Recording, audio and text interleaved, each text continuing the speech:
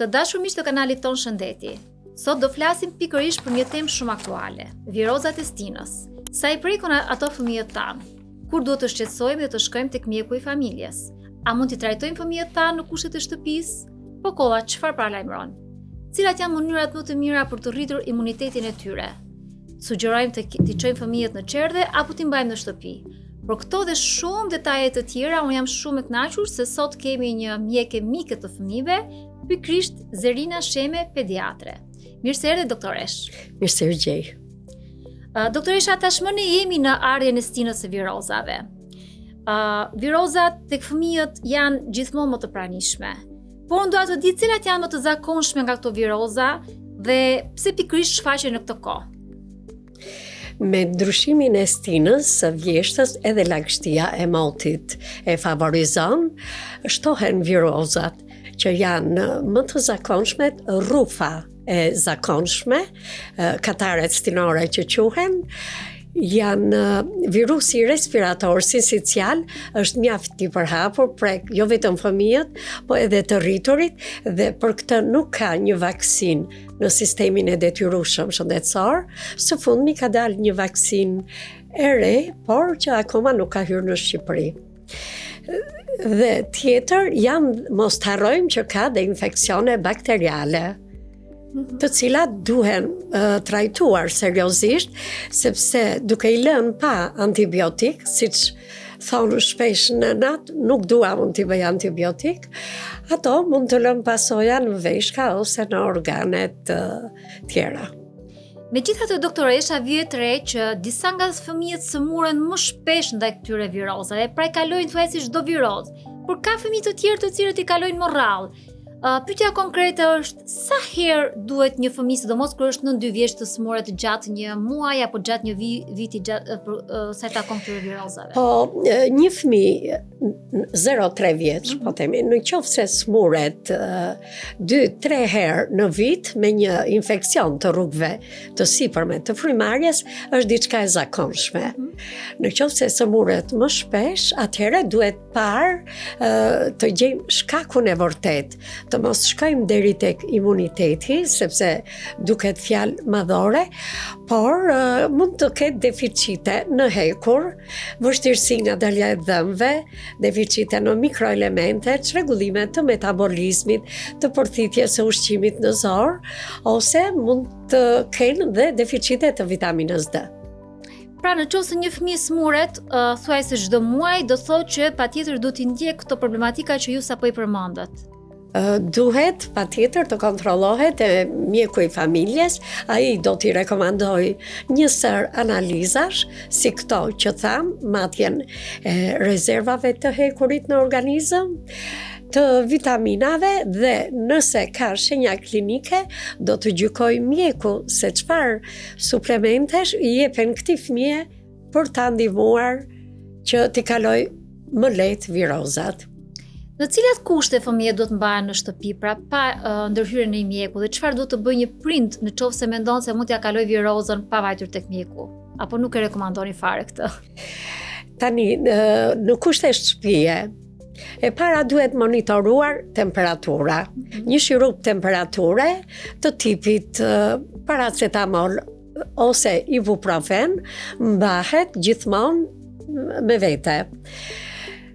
Gjithashtu, përveç temperaturës, kolla, që është një refleks mbrojtës në fakt, zakonisht këto infeksione fillojnë me bllokim të hundëve, me shenja të acarimit të fytit, dhe mënyra më e mirë për ta ndihmuar fëmijën në kushte shtëpie është një avoj dafine, aerozol.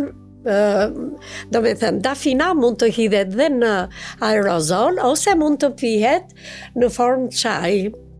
Në farmaci tregtohen dhe me pika, i hidhet 2 pika, gjithmonë flasim për fëmijët 0-3 vjeç, sepse ato preken më shpesh nga virozat e stinës.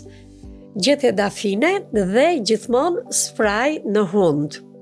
Uji fiziologjik rekomandohet tek foshnjat 0-6 muaj. mëtej spray me solucione hipertonike, ujë deti, me qëllim që fëmia të marrë frym lirshëm. Shirupet e kollës fillohen në një stad të dytë. Megjithatë, doktoresha, ka shumë mjekë të cilët janë kundra shirupeve për uljen e temperaturës, kundra shirupeve të kollës, pra ka teori të ndryshme për këto. Ju, në fakt, cilën teori përkrahni, sepse realisht edhe shumë teori për shirupe të cilat mund të japin pasojë në të ardhmen. Ju çfarë rekomandoni konkretisht? Mjekimi i infeksioneve të rrugëve të sipërme të frymarrjes është simptomatik. Janë bllokuar hundët, duhet të hedhim një ilaç që ja zhbllokon hundët dhe ajo që është më komode për fëmijën është një spray nazal. Sepse ka dhe atë mekanizmin me presion, aq sa i nevojitet një fëmijë të 6 muaj, po themi, deri në 3 vjeç. E dyta, në lidhje me fytin, një spray për ta zbutur fytin. Duhet kemi parasysh shenjat, në qoftë se shenjat janë të ashpra, do me thënë frymarrja me zhurmë, me stridor, janë dy shenja që kërkojnë me njëherë ndihmë mjekësore. Ndërsa një kollë e lehtë ngacmuese e fytit është thjesht një refleks mbrojtës, nuk kemi pse shqetësohemi për këtë. Vëra Vojdafine, hidhi sprajtin në hund, sepse ai rrjedh nga pas dhe i zbut fytin, një fëmijë 0-1 vjeç që nuk mund t'i përdorim shirupe kolle. Megjithatë, doktoresha, flitet shumë që sa i takon imunitetit të fëmijës, për të patur fëmia një imunitet të fortë, pra të mirë për të përballuar këto viroza, çfarë rekomandoni konkretisht? Vitaminizimi. E rëndësishme është vitamina D gjatë gjithë vitit. Po shikojmë se pavarësisht që fëmijët marrin rregullisht vitaminën D, ka raste kur ajo nuk përthithet dhe fëmijët me deficit të vitaminës D djersin mbrapa kokës dhe favorizohen nga infeksionet e fytit. Pra, duhet, në qoftë se ka një djersitje pa e gjetur shkakun, duhet këshillohen me mjekun. Nëse ai dyshon se kjo vjen nga mungesa e vitaminës D, bëhen shtesa suplemente në vitaminë D.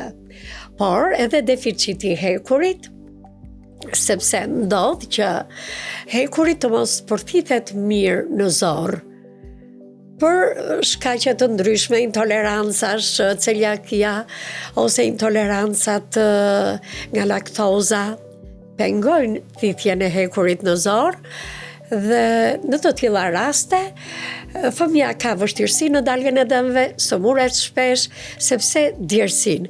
Gjithë sekreti është djersitja. Duhet të identifikojmë shkaktarin, pse ky fëmijë djersin. Dhe duke zëvendësuar atë me çfarë i mungon, atëherë kemi zgjidhur problemin dhe ai fëmijë nuk do smuret kaq shpesh. Pra djersa paralajmëron diçka dhe ka diçka që fshihet pasaj gjithmonë, kështu duhet ta shikojë një prind. Kur shikoj një fëmijë që djersin në mënyrë jo të zakontë, pra djersin çdo natë, çdo ditë.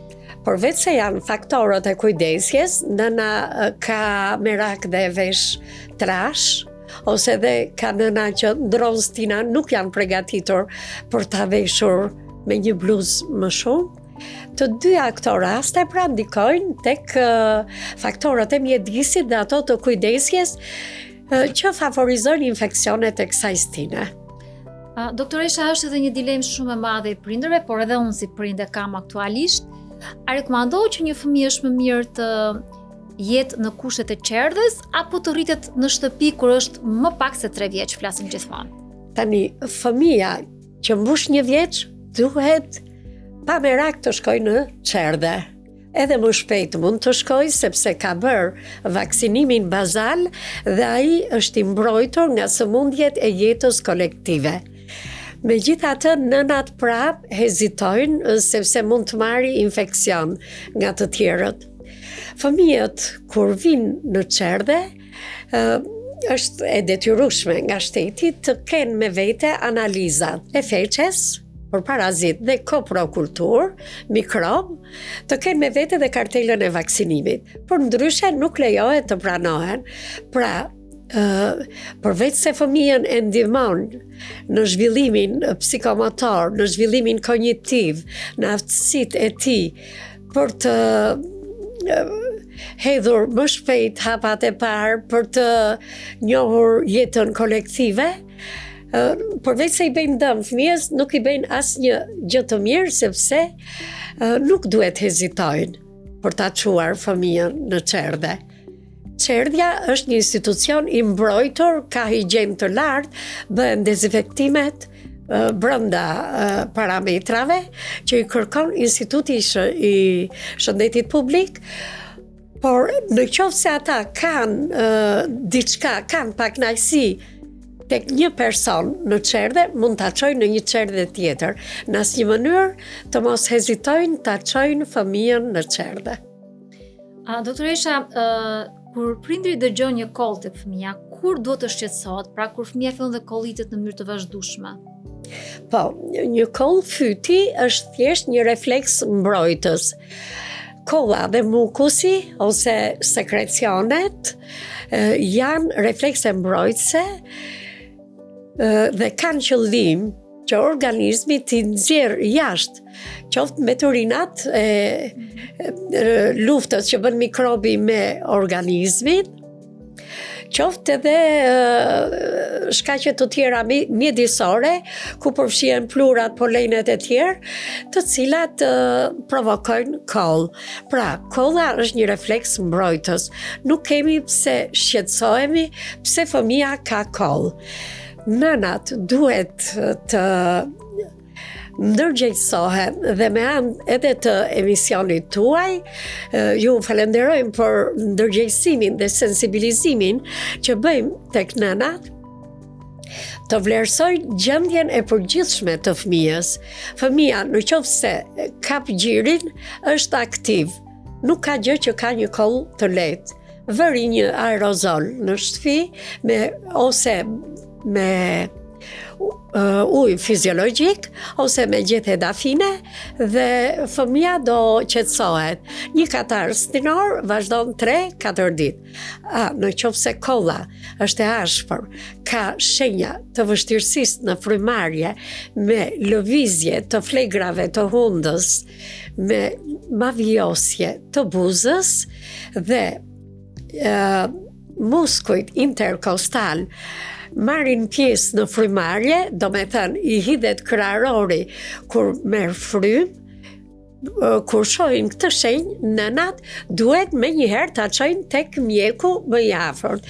Gjithashtu, për infeksionet e laringut, të cilat ndodhin zakonisht natën, ndodh një koll e papritur me një temperaturë 37 dhe ata ngrihet, fëmia zgjohet nga gjumi i alarmuar me zë të ngjirur dhe një koll lehse, koll të ashpër. Ky është një tregues që fëmia ka nevojë për ndihmë mjekësore sepse ka filluar edema e laringut. Pra, është shenjë e një viroze e cila ka prekur kordat e zërit. Një infeksion i rrugëve të sipërme, po duhet marrë në konsiderat, sepse bllokon të gjithë frymarrjen dhe menjëherë do ta nxjerrin fëmijën në një dhomë më të ajrosur, të freskët. Gjithashtu mund t'i bëjnë një aerozol të lagështohen rrugët e ajrit në mënyrë që të ulet edema.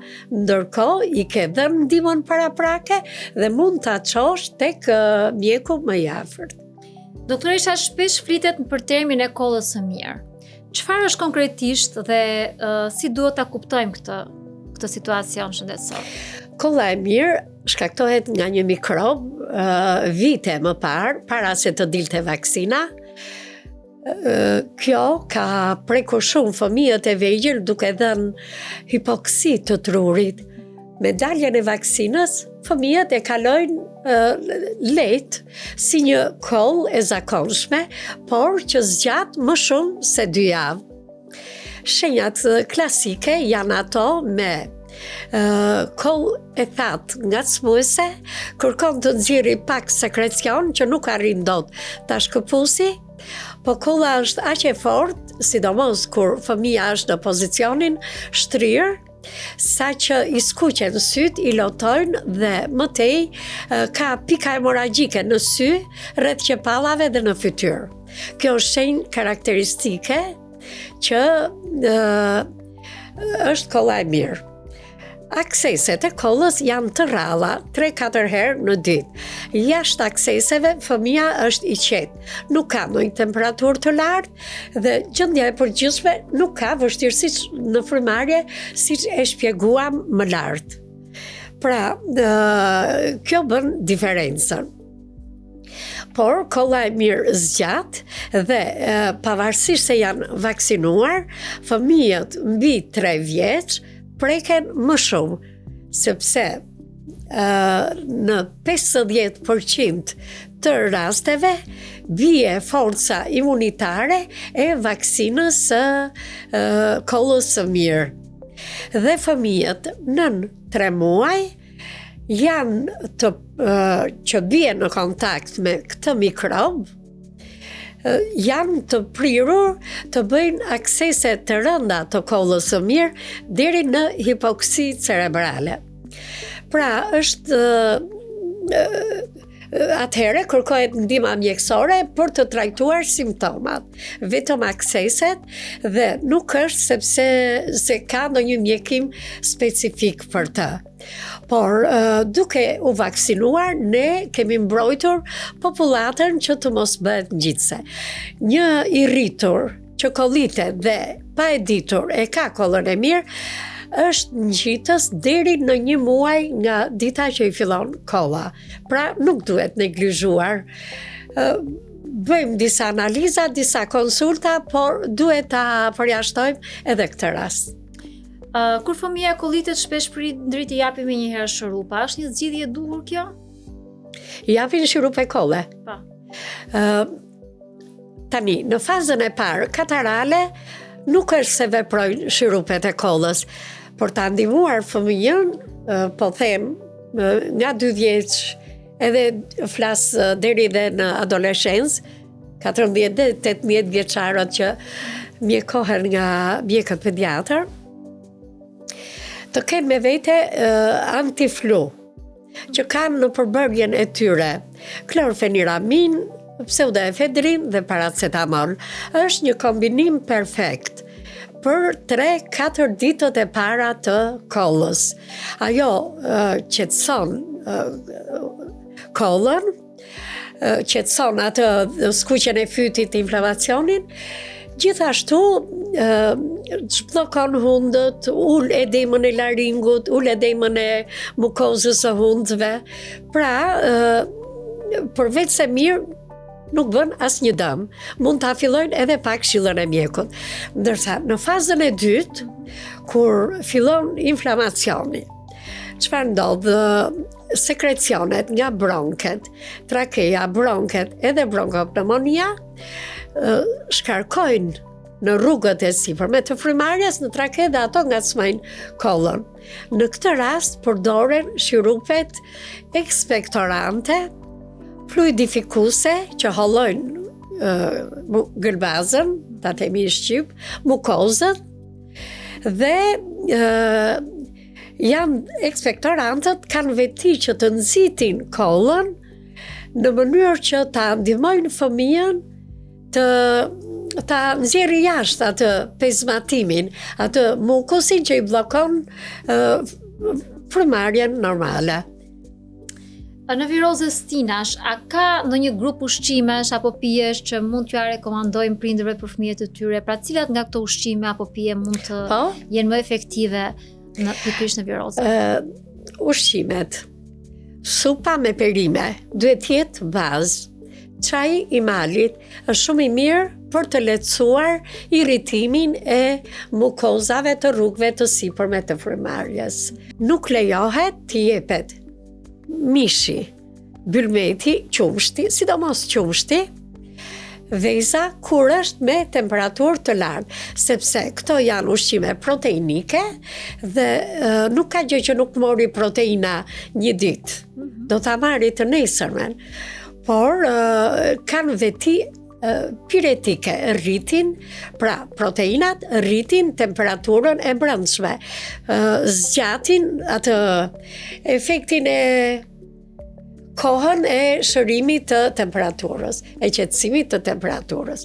Pra nuk lejohen proteina, por lëngje frutash të freskëta, jo me konservant, jo me ngjyrues dhe mundësisht të jenë të stinës. Çaj i malit është i pari dhe çaj i dafinës është shumë i mirë për rrugët e sipërme të frymarrjes. Shumë interesante. A ekzistojnë mite të përhapura të prindërve sa i takojnë mjekësisë dhe por mjekësia i hedh si të pavërteta dhe nëse mund të na përmend një shembull konkret, si për shembull mitet ndaj vaksinave apo mitet të tjera? Është temë mjaft e nxehtë edhe në rrjetet sociale, edhe në kontaktet e përditshme që kemi me mamat e reja, hezitojnë t'i bëjnë vaksinat. Tani, ka rreth 140 vite kur është shpikur vaksina e parë humane nga Louis Pasteur, vaksina kundër tërbimit. Dhe kjo hapi një epokë të re, bëri revolucion në shëndetësi dhe unë i besoj fort, jam nga shumica e mjekëve, jo vetëm unë, i besoj mendimit shkencor që vaksinat kanë shëruar nga sëmundje të rënda që tek tuberkulozi, murtaja dhe kolera dhe sëmundje të tjera të rënda pandemike, të cilat lia e vërtet, variola vera, të cilat nuk ekzistojnë më. Dhe kjo është një sukses i vaksinave. Imunizimi është e ardhmja e mjekësit, e shëndetit. I besoj fort pra vaksinave. Nëse do kishit mundësi që i hiqnit një zakon prindërve, sa i takon marrëdhënies që kanë ata me fëmijën, pra çfarë janë këshillat që do i jepnit një prindi? Po, së pari, prindrit kanë një tendencë që u sëmur fëmija, por nuk e da efektin mjekimi që të nesërmen, do shkojnë, do ndrojnë mjekun. Për mendimin tim, ky është gabim.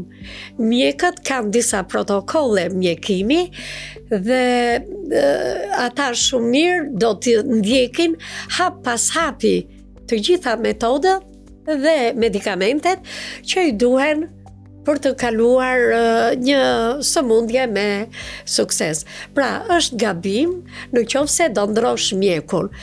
Konsultohu me mjekun dhe mund të marrësh informacione nga burime, po prap në rrjetet sociale, nga burimet shëndetësore, që janë më të sakta, por jo të ndrosh mjekun.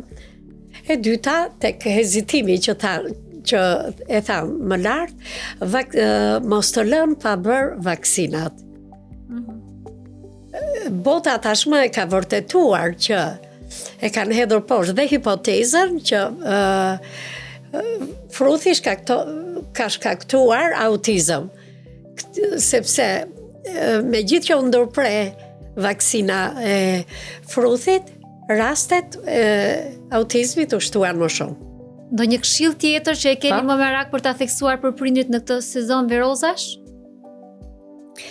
Të kujdesen për mjedisin, për temperaturën, mos t'i japin shirupe pa u këshilluar me mjekun, mos t'i japin suplemente pa u këshilluar me mjekun. Asnjëherë nuk jam kundër suplementeve, por ata duke marrë një suplement në farmaci, pa dashur ke fshehur diagnozën e vërtet ose çrregullimin e vërtet tek fëmia. Mund të jetë një deficit në hekur dhe ti i thua më jep një vitamin për oreks. Nuk e ke trajtuar si duhet. Kjo vërtetohet me analiza, bëhen analizat e depos së hekurit në organizëm. Pra, çdo gjë duhet parë dhe trajtuar me një konsult paraprake me mjekun e familjes, gjithmonë me mjekun e familjes. Mos të tremben nga temperatura e lartë, por të mbajnë gjithmonë me vete një shirup temperature në shtëpi. Sepse nuk i japun shirup sepse do ta çoj tek urgjenca. Unë mendoj që ndihma e parë që i jepet fëmijës është i ulësh temperaturën, por jo vetëm shirupi, mund ta zhveshësh, mund t'i vësh kompresa. Edhe këtu do të thosha një rregull, e dëgjojmë shpesh nga të vjetrit që i vën kompresa me uthull. Duke i vën uthull fëmijës që është me vështirësi në frymarrje, shpeshtohet frymarrja, ka përveç temperaturës, pra, ka të vjella ose ka dhe shenja të tjera shoqëruese, krijohet acidozë tek fëmia. Dhe uthulla e thellon më shumë acidozën. Pra, kompresat i bëni vetëm me ujë të lagur ambienti, jo me akull, sepse dhe ajo shkakton një reakcion tjetër inflamator. Por në asnjë mënyrë uthull shton acidozën, vënon shërimin e fëmijës. Faleminderit doktoresha që ishit e pranishme dhe shpresojmë t'ju kemi sërish. Faleminderit juve për ftesën.